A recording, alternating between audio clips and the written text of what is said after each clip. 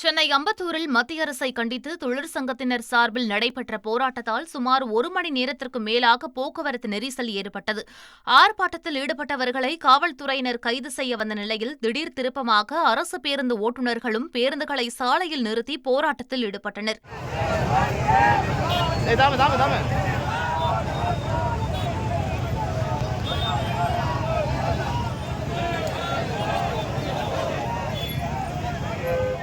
அம்பத்தூர் உழவர் சந்தை அருகே நடைபெற்ற ஆர்ப்பாட்டத்தில் 500க்கும் மேற்பட்டோர் பங்கேற்றனர். தொடர்ந்து ஆர்ப்பாட்டத்தில் ஈடுபட்டவர்களிடம் பேச்சுவார்த்தையில் ஈடுபட்ட காவல்துறையினர் இறுதியாக அனைவரையும் கைது செய்து தனியார் திருமண மண்டபத்திற்கு அழைத்து சென்றனர். தொழிற்சங்கங்கள் அறிவித்த நாடு தழுவிய வேலை நிறுத்த போராட்டத்தை ஒட்டி தமிழகத்தில் பல்வேறு ரயில் நிலையங்கள் முற்றுகையிடப்பட்டன.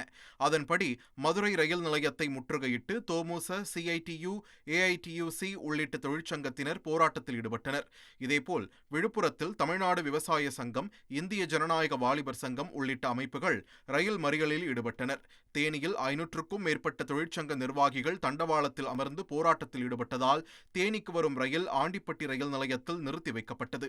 செங்கல்பட்டு அடுத்த சிங்கப்பெருமாள் கோவில் பகுதியில் தொழிற்சங்கத்தினர் பேரணியாக சென்று ரயில் மறியல் போராட்டத்தில் ஈடுபட முயன்றனர்.